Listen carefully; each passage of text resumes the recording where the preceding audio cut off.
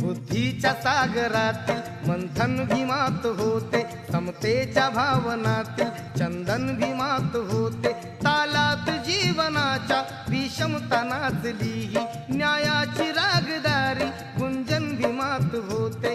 संकल्प या मनाचा क्रांती करून गेला, निधड्या मनाचा मोठा होऊन सिंह गेला।